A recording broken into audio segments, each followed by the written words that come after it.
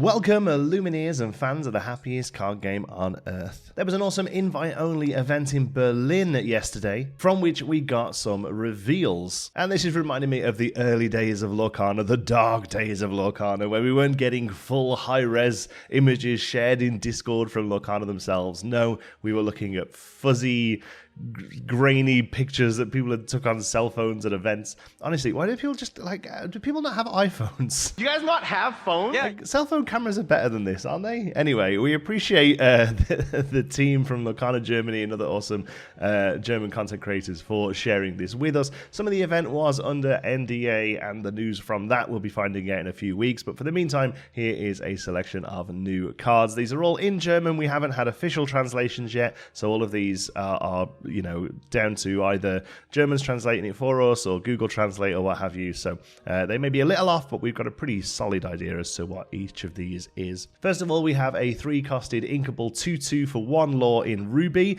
Aladdin, a street rat, we assume. He is a storyborn hero, and he has the ability, I'll think of something. When you play this character, each opponent loses 1 lore.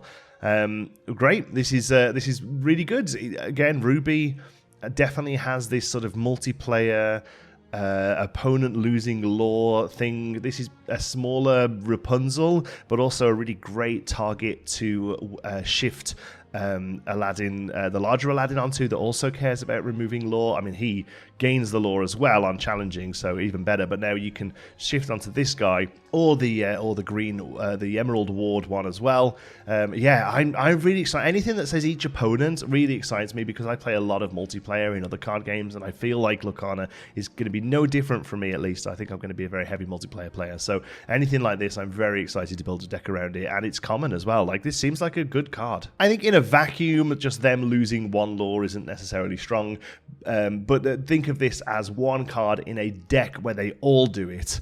And then I think you're really onto something. Next up, a 5-costed inkable 3/6 with 3 lore in Sapphire.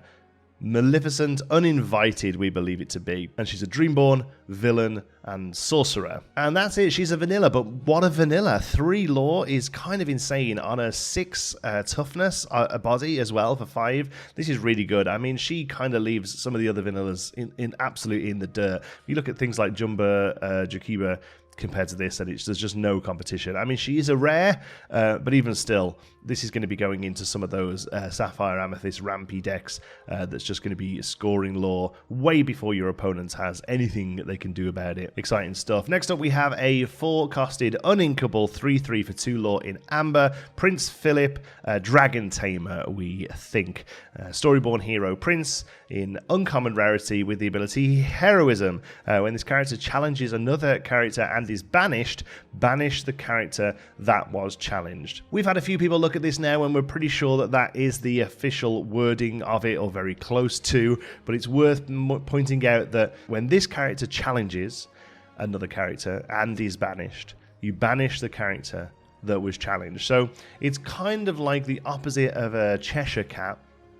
Bear in mind that it has to banish itself. Prince Philip has to also banish in this for it to trigger the other one. So I think it's worth noting that if this 3/3 swings into Moana, for instance, who's a 1/6, then it doesn't banish Moana. Prince Philip has to be banished as well. So maybe you can get like a cool 2-for-1 here. Prince Philip can swing in into a 2/2, and then also something like a 1/6, and then you're getting real good value out of that. Seems a little weird that this guy has 2 lore. I feel like you're only ever going to be wanting to swing out with this guy, but I suppose if there's nothing else there, it's just 2 lore, it's just a pretty solid card, uncommon as well. Yeah, I think this will see play. And finally, an item, a 4-costed uninkable item in steel, the Musketeers Tamer. Whenever one of your characters with bodyguard is all for one and one for all, sorry, is the name of the ability. Whenever one of your characters with bodyguard is banished in a challenge, you may draw a card. This is really exciting.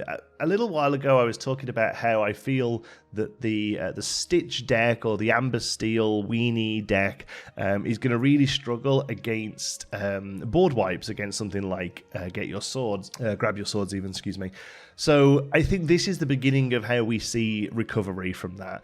If you are playing a lot of the cheaper bodyguards, if you're playing like the Simbas and the Hercules in Amber and Steel, if the board gets wiped, you're loading your hand back up with cards, and most likely on a turn 4 or 5 board wipe, in response, you're then going to be able to throw down 2, 3, 4 characters again. It's almost like the board wipe didn't even happen. It's just slowed you down for a turn. It's still very powerful. You know, AoE damage is very powerful in card games for the most part, but this is the beginning of an answer to those decks. It's the beginning of a sort of fix for those. Interesting that it doesn't mention Musketeers as far as the ability goes. I do wonder how many of the Musketeers we'll see with Bodyguard. Currently it's just the one, and obviously multiple characters with Bodyguard kind of start to cancel each other out a little bit, and they become a little less powerful. But even still, very interesting card, and I think a good baseline to see this kind of thing get better in future sets. In the next set, we might see a 3-costed thing that says where any character under 3 cost dies, you draw a card. Something like that. There's definitely the beginning of a runway here for these cards to get stronger and stronger. As it stands, maybe it's not the biggest hit. You know, it's pretty conditional. It really wants to go into purely a sort of bodyguard-focused deck. But still, I definitely want to keep an eye on this. I can't quite judge it until I've actually played with it, I don't think. But just nice to see the beginning of some answers to that AoE damage that we're seeing from things like Giant Tinkerbell or Grab Your Swords. That's kind of it. A couple of eagle-eyed folks spotted this image on a video of a projector on a live stream or what have you. So here you can actually see Ryan Miller holding up a card. We're pretty sure it's clearly Minnie Mouse. It looks like a ruby Minnie Mouse. It looks like she's cheap. And it looks like she's a vanilla. And that I don't really want to start saying numbers because I honestly don't think you can truly tell them. But it seems to be very similar to something like Olaf, where she's a cheap-costed, slightly bigger, but details are unclear. Maybe a good target for a shifted Minnie Mouse, but a lot of colours are filling up now. Whether we'll see that in the first set or not, I don't know. I certainly don't think we're going to see one of her in each colour like we have with Mickey. But Ruby Amber Princesses definitely seems to be something that could be put together. So maybe she's just a low cost for the early game in that deck. But again, we'll report that one properly when we get more info. That's all for today. Hope you've had a fantastic weekend. Let me know which of these impresses you the most in the comments. I'd be really interested to see. I think it's probably going to be Maleficent, just a really good body. But if you're a multiplayer player like me, you're going to be excited about that Aladdin. Thanks for watching. Don't forget to subscribe and like and all that YouTube jazz. Until the next one, be good.